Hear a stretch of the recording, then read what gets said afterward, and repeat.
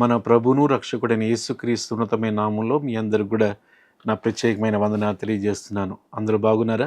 Lent డేస్లో మనందరం కూడా ప్రభువుని ధ్యానించుకుంటూ, ప్రభువుని గణపరుస్తూ, ప్రభు కొరకు సాక్షులుగా జీవించడానికి అవకాశం ఇచ్చినందుకు దేవునికి మహిమ చెల్లిస్తున్నాను. శ్రమ దినాలు జ్ఞాపం చేసుకుంటూ మట్ల ఆదివారం గురించి కొన్ని విషయాలు మీతో పంచుకోవాలని ఆశపడుతున్నాను.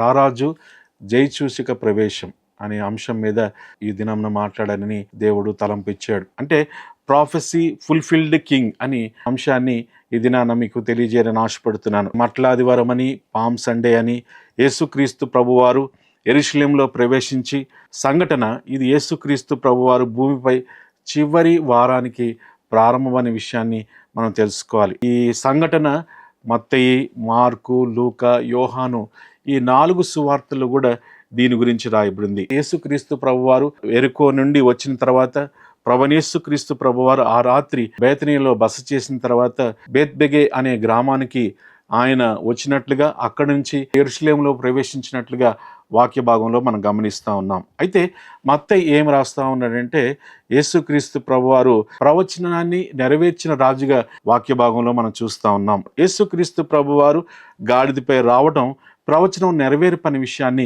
మనం తెలుసుకోవాలి. జకర్యా గ్రంథం 9వ అధ్యాయము 9వ వచనంలో రాయబడిన మాట, యేసుక్రీస్తు ప్రభువారు దేవుని ఆజ్ఞను నెరవేర్చినట్లుగా యేసుక్రీస్తు ప్రభువారు నిజమైన రాజుగా వాక్య భాగంలో మనం గమనిస్తూ ఉన్నాం. ఆ దినాల్లో గాడిద మీద ఎక్కి సవారీ చేయటం అంటే చాలా మంది ఎక్కేవారు కాదు.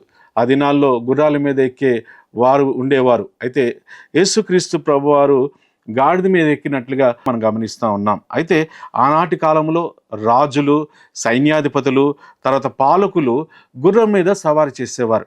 అయితే ఆ గుర్రల మీద సవారీ చేయటం అంటే ఏంటి అంటే ఆధిపత్యానికి, ప్రభుత్వానికి, తర్వాత అధికారానికి, జయానికి, గెలుపుకు, విజయోత్సాహానికి గుర్తుగా ఉన్నట్లుగా మనం గమనిస్తూ ఉన్నాం. యుద్ధానికి సాదృశ్యంగా గుర్రము సూచనగా ఉంది. శాంతికర్తగా ప్రతి మనిషిలో శాంతిని ఇవ్వడానికి, తర్వాత దేశంలో, తర్వాత ప్రపంచంలో ఉన్న వారందరూ కూడా శాంతిని ఇవ్వడానికి యేసుక్రీస్తు ప్రభువారు గాడిద మీద వచ్చినట్లుగా వాక్యంలో మనం చూస్తూ ఉన్నాం. ఆ దినాల్లో గాడిదను నిర్మాణ పనులకు వాడేవారు, తర్వాత కానుకలు మోయడానికి వాడేవారు, రాజుల బహుమానాలు తేవడానికి వాడేవారు. గాడిద గురించి మనం వింటూ ఉంటాం. జకర్యా గ్రంథం 9వ అధ్యాయం 9వ వచనంలో రాయబడిన మాట నెరవేర్చడానికి యేసుక్రీస్తు ప్రభువారు రారాజుగా ఆయన గాడిద మీద వచ్చినట్లుగా వాక్య భాగంలో మనం చూస్తూ ఉన్నాం. సియోను నివాసులారా బహుగా సంతోషించుడి, యెరూషలేము నివాసులారా ఉల్లాసంగా ఉండుడి. నీ రాజు నీతిపరుడును, రక్షణ గలవాడును, దీనుడై గాడిద పిల్ల ఎక్కి నీ యొద్దకు వచ్చుచున్నాడు. 500 సంవత్సరాల క్రితమే జకర్యా ప్రవచించిన మాటని జ్ఞాపం చేసుకుంటూ ప్రవచనాన్ని నెరవేర్చాలన్న ఉద్దేశంతో ఆయన గాడిద మీద ప్రయాణించినట్లుగా వాక్య భాగంలో మనం చూస్తూ ఉన్నాం. అయితే మార్కు ఏం రాస్తున్నాడంటే విధేయత యొక్క రాజ్యం అని వాక్య భాగంలో మనం చూస్తూ ఉన్నాం. ద కింగ్ ఆఫ్ ఒబీడియన్స్ అనే విషయాన్ని మనం తెలుసుకోవాలి. మార్క్స్ వార్త 1వ అధ్యాయము 11 వచనాల్లో మనం గమనిస్తే ఇక్కడ యేసుక్రీస్తు ప్రభువారు విధేయత కలిగిన వాడు, తన రాజ్యం విధేయతతో కూడిందనే విషయాన్ని మనం గమనించాలి. హెబ్రీయులకు రాసిన పత్రిక 5వ అధ్యాయం 8వ వచనంలో ఆయన కుమారుడైండియు తన పొందిన శ్రమల వల్ల విధేయత నేర్చుకునేను. యేసుక్రీస్తు ప్రభువారు విధేయత నేర్చుకున్నట్లుగా వాక్య భాగంలో మనం చూస్తూ ఉన్నాం. తర్వాత మన ఫిలిప్పీయులకు రాసిన పత్రిక 2వ అధ్యాయము 8వ వచనంలో పౌలు రాస్తూ, మరియు ఆయన ఆకారం మందు మనుషుడుగా కనబడి మరణం పొందినంతగా, అనగా శిలువ మరణం పొందినంతగా విధేయత చూపిన వాడై తన్ను తాను తగ్గించుకొనెను. యేసుక్రీస్తు ప్రభువారు శిలువ మరణం ద్వారా విధేయత నేర్చుకున్నట్లుగా వాక్య భాగంలో మనం గమనిస్తూ ఉన్నాం. అయితే మన జీవితంలో కూడా విధేయత అనేది చాలా ప్రాముఖ్యమైనది. మనం గమనిస్తే గాడిద పిల్లను తీసుకురావడానికి 2 శిష్యులు పంపించినట్లుగా వాక్య భాగంలో మనం చూస్తూ ఉన్నాం. ఆ 2 శిష్యులు ఎవరంటే పేతురు, యోహాను. వారి 2 శిష్యులు కూడా దేవునికి లోబడి వారిద్దరు శిష్యులు కూడా వెళ్ళినట్లుగా వాక్య భాగంలో మనం చూస్తూ ఉన్నాం. వారిద్దరు వెళ్ళక ముందు ప్రభుతో అంటారు, విప్తున్నప్పుడు యజమానుడు అడిగితే మేమేం చేయాలి? ప్రభు వారికి చెప్పిన మాట ఏంటంటే, ఇది ప్రభువునకు కావాల్సి ఉన్నది అని మార్క్స్ వార్త 11వ అధ్యాయం 3వ వచనంలోను, మత్తయి సువార్త 21వ అధ్యాయం 3వ వచనంలోను, తర్వాత లూకా సువార్త 19వ అధ్యాయం 31వ వచనంలో కూడా ప్రభువునకు కావాల్సి ఉన్నదేని అని చెప్పండి అని చెప్పాడు. అయితే మనం తెలుసుకోవాల్సిన విషయం ఏంటంటే, ప్రభు కావాలి. ఇక్కడ యేసుక్రీస్తు ప్రభువారు విధేయుడయ్యాడు. రెండవదిగా శిష్యులు విధేయుడై అక్కడికి వెళ్ళారు. తర్వాత యజమానుడు కూడా విధేయుడై ప్రభువుకి ఇవ్వడానికి ఇష్టపడ్డాడు. ఇక్కడ ముగ్గురు విధేయత. యేసుక్రీస్తు ప్రభువారు తండ్రికి విధేయుడయ్యాడు. ఇద్దరు శిష్యులు కూడా విధేయులై యేసుక్రీస్తు ప్రభువారు పంపించినప్పుడు వారు వెళ్ళారు. వెళ్ళిన తర్వాత ప్రభు కావాల్సిందని చెప్పినప్పుడు ఆ యజమానుడు కూడా ప్రభు కావాలా అని విధేయుడై ప్రభువుకి ఇవ్వడానికి సిద్ధపడ్డాడు. అయితే మన జీవితంలో మనం నేర్చుకోవాల్సింది ఏంటంటే, ఏదైనా చిన్న పని దేవుడు మనకిస్తే ఆ పని నమ్మకంగా ప్రభు పరిచర్లో ముందుకు కొనసాగాలి. అయితే విధేయత అనేది చాలా ప్రాముఖ్యమైన విషయం అని మనం తెలుసుకోవాలి. పిల్లల్లో ఈ దినాల్లో విధేయత మనం చూడలేకపోతున్నాం. అయితే పెద్దవారిలో దేవుని సన్నిధిలో విధేయత లేని వారుగా ఉంటున్నారు. అయితే మనం ప్రతినిత్యం కూడా విధేయత కలిగిన వారుగా మనం జీవించాలని ప్రభు యొక్క ఉద్దేశం. అక్కడ రాయబడిన మాట ఏంటంటే, ఎప్పుడు ఏ మనుషుడును ఆ గాడిద మీద ఎక్కి ఉండలేదు, ఆ గాడిద కట్టబడి ఉందని, తర్వాత ఆ గాడిద మీద ఎవ్వరు కూడా ఎక్కిన వారు కాదు అనే విషయాన్ని మనం గమనించాలి. అయితే కట్టబడిన గాడిదను దేవుడు విడిపించాడు. అయితే ఈ దినాల్లో చాలామంది కట్టుబాట్లతో కట్టబడి ఉన్నారు. అయితే దేవుడు వారందరినీ కూడా విడిపించాలనే ఉద్దేశంతో దేవుడు ఈ పరిచర్ని వాడుకుంటా ఉన్నాడు. 300 పైగా తెగల వారి మధ్య విశ్వాన్ని పరిచర్య కొనసాగుతూ ఉంది. అనేక గ్రామాలు కట్టబడి ఉన్నాయి. అనేక గ్రామాల్లో సువార్త ప్రకటించబడలేదు. అయితే మనము మన వంతు ఏం చేయాలంటే ప్రభు కొరకు పరిచర్య కొరకు సహకరించాలి. అప్పుడే కట్టబడిన ఆ గ్రామాలన్నీ కూడా విమోచించబడి యేసుక్రీస్తు ప్రభు వారిని నిజదేవుడిగా రక్షకుడిగా వారు తెలుసుకుంటారు. అయితే ఆ కట్టబడిన గాడిదను ప్రభు కోరుకున్నాడు. కోరుకోవడమే కాదు, యేసుక్రీస్తు ప్రభు వారు దానిపై కూర్చున్నాడు. అందుకనే రాయబడింది ఏంటంటే, ఏ మనుషులను ఎప్పుడునూ ఆ గాడిద మీద కూర్చున్న వారు ఎవరూ లేరు, కానీ యేసుక్రీస్తు ప్రభు వారు మొదటిగా దాని మీద కూర్చున్నాడు. నా జీవితంలో మనం స్థానం ఇవ్వాల్సింది యేసుక్రీస్తు ప్రభు వారికి.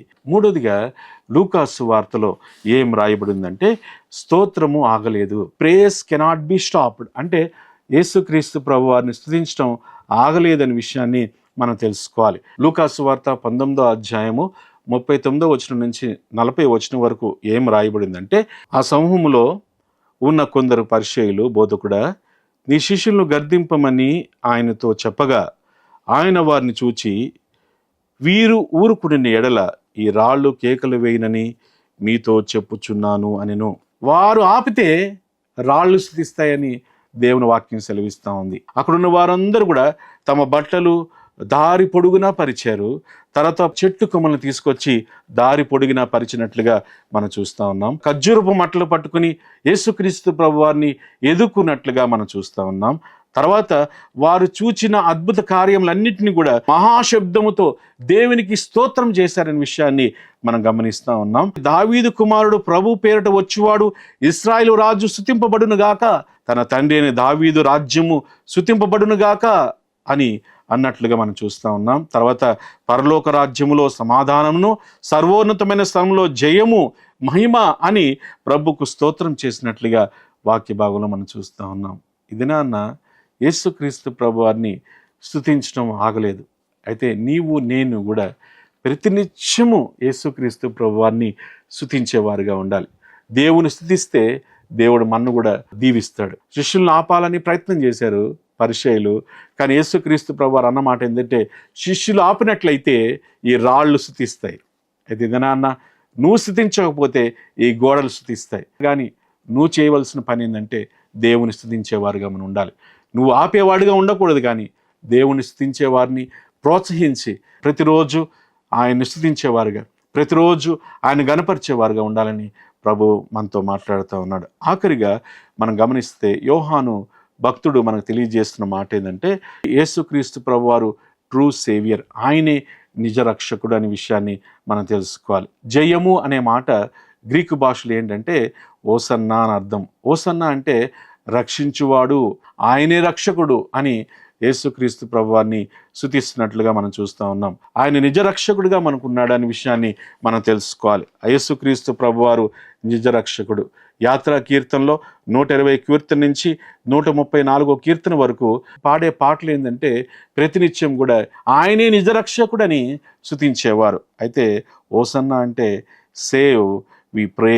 యేసుక్రీస్తు ప్రభువారు రక్షకుడని, ఆయన కొరకు ప్రార్థన చేస్తూ ఓసన్నా ఓసన్నా అని గలమెత్తి ప్రభువుని స్తుతిస్తూ అక్కడున్న వారందరూ కూడా నీవే రక్షకుడు అన్నారు. అయితే ఇది మనం గమనించవలసిందంటే, అంతగా వారు స్తుతించిన వారు ఇంకొక 4 రోజుల్లో యేసుక్రీస్తు ప్రభు వారు సిలువేయము సిలువేయమును, ఎవరైతే రక్షకుడని ఓసన్నా అని ఏ నోటితో వారు స్తుతించారో ఆ నోటితోనే యేసుక్రీస్తు ప్రభు వారిని సిలువేయము సిలువేయమన్నట్లుగా వాక్య భాగంలో మనం గమనిస్తూ ఉన్నాం. ఇది 4 సువార్తల్లో ఉన్న విషయాలను మనం గమనిస్తే, మత్తయి ప్రవచనము నెరవేర్చిన రాజుగా మనకు తెలియజేస్తూ ఉన్నాడు. మార్కు యేసుక్రీస్తు ప్రభువారు విధేయత మరియు సేవ గురించి మనకు తెలియజేస్తూ ఉన్నాడు. లూకా ఆగని స్తోత్రము అని ఆయన హెచ్చరిక మనకు చేస్తూ ఉన్నాడు. యోహాను ఆయన ప్రపంచ రక్షకుడు, ఆయన మాత్రమే నిజరక్షకుడు అనే విషయాన్ని మనకు తెలియజేస్తూ ఉన్నాడు. నా జీవితంలో మనం నేర్చుకోవాల్సింది ఏంటంటే, ఆయన ప్రవచనాన్ని నెరవేర్చడానికి వచ్చాడు, ఆయన విధేయుడుగా ఉన్నాడు, ఆయనకు స్తోత్రం ఎప్పుడు కూడా ఆగిపోదు, ఆయన రక్షకుడిగా మనకున్నాడనే విషయాన్ని మనం గమనించాలి. ఇది నీ జీవితంలో నా జీవితంలో మనం చేయవలసిన పని ఏంటంటే, ఆయనకి స్తోత్రం చేయాలి, ఆయన రక్షకుడని అనేకులకు తెలియజేయాలి. అటువంటి కృప దేవుడు మనకు అనుగ్రహించాడు. కాబట్టి ఆ రక్షణ సువార్తను ఇంకా నిజరక్షకుడు యేసుక్రీస్తు ప్రభువారు తెలియని గ్రామాల్లో తెలియజేయాలనే విషయాన్ని జ్ఞాపకం చేసుకోవాలి. మట్ల ఆదివారం నాడు మనం తెలియజేయవలసిన మాట ఏంటంటే, ఆయన రక్షకుడిగా ఈ లోకానికి వచ్చాడు, ఆయన మరణించడానికి వచ్చాడు అనే విషయాన్ని, ఆయన తిరిగి లేవబోతున్నాడు అనే విషయాన్ని అనేకులకు తెలియజేసేవారుగా ఉండాలని ప్రభు మనతో మాట్లాడుతుండగా అట్టి కృప మనందరికీ అనుగ్రహించును గాక. ప్రార్థన చేసుకుందాం. స్తోత్రం పరిశుద్ధుడా, నీకు వందనాలు చెల్లిస్తున్నాం దేవా. ఇంతవరకు నీ వాక్యం ద్వారా మాతో మీరు మాట్లాడావు, నీకు వందనాలు చెల్లిస్తున్నాం. మత్తయి అయితే ప్రవచనాన్ని నెరవేర్చే దేవుడిగా మాకు తెలియజేశావు. మార్కు సువార్తలు అయితే ఆయనే విధేయత గల రాజ్యమని మాకు తెలియజేశావు. అవునే లూకా రాస్తూ ఆయన ఆగని స్తోత్రము నొందదగినవాడు అనే విషయాన్ని మాకు తెలియజేశావు. యోహాను సువార్తలు అయితే ఆయన నిజరక్షకుడని మాకు తెలియజేసినందుకు మరొకసారి నీకు వందనాలు. వింటున్న వారి కుటుంబాలన్నింటిని కూడా, చూస్తున్న వారందరిని కూడా మీరు దీవించండి, ఆస్వాదించండి. ఈ మట్ల ఆదివారం నాడు మేము కూడా రక్షకుడిని స్తుతించేవారుగా, గణపరిచేవారుగా, నీ నామాన్ని మహింపరిచేవారుగా ఉండడానికి మీరు సహాయం చేయండి. ఆ విధంగా ఎంతమంది అయితే చూస్తున్నారో వారు ఏ బలహీనతనున్నా యేసు నామంలో అరికాలు మొదలుకొని శనువు వరకు మీరు ముట్టి స్వస్థతను అనుగ్రహించండి. ఆ విధంగా కొంతమంది పరీక్షలు రాసి ఉన్నారు, కొంతమంది పరీక్షలు రాస్తూ ఉన్నారు. వారు జ్ఞాపం చేసుకునండి, మీ జ్ఞానంతో నింపండి, వారు మీ తెలివితో నింపండి, వారు మంచిగా ఎగ్జామ్స్ రాయడానికి మీరు సాయం చేయండి. ఎంసెట్ కొరకు ప్రిపేర్ అవుతున్నారు, నీట్ కొరకు ప్రిపేర్ అవుతున్నారు, జేఈ కొరకు ప్రిపేర్ అవుతున్నారు, ఆ విధంగా కాంపిటేటివ్ ఎగ్జామ్స్ కొరకు ప్రిపేర్ అవుతున్నారు. వారందరినీ జ్ఞాపకం చేసుకునండి, మీ జ్ఞానంతో నింపండి. యవన కాలంలో నీ కాడి మోసేవారుగా, నిన్ను గణపరిచేవారుగా ఉండడానికి మీరు సాయం చేయండి. చూస్తున్న వారి కుటుంబాలన్నింటినీ కూడా మీరు ఆస్వాదించి నీ నామాన్ని మహిమ తెచ్చుకున్నామని, విశ్వాన్ని పరిచర్య కొరకు ఎవరైతే సహకరించాలని ఉద్దేశం కలిగి ఉన్నారో వారందరిని కూడా, ప్రత్యేకంగా ప్రేరేపించబడిన వారందరూ కూడా విశ్వాన్ని పరిచర్యకు ఇవ్వడానికి మీరు సాయం చేయండి. ఆ విధంగా విశ్వాన్ని పరిచర్య ఇంకనూ మీరు అభివృద్ధిపరచమని, చూస్తున్న వారు అనేక మంది ప్రేరేపింపబడి విశ్వాన్ని పరిచర్య కొరకు సహకరించడానికి మీరే సాయం చేయమని, సమస్త మహిమ ఘనత ప్రభావాలు నీకే చెల్లిస్తూ యేసు నామమున అడిగి వేడుకుంటున్నాము తండ్రి, ఆమేన్. మన తండ్రి అయిన దేవుని యొక్క ప్రేమయు, ప్రభువైన యేసుక్రీస్తు యొక్క కృపయు, పరిశుద్ధాత్మిక అనున సహవాసం చూస్తున్న ప్రతి కుటుంబానికి ఇప్పుడు ఎల్లప్పుడూ సదాకాలం తోడే నడిపించును గాక. ఆమేన్.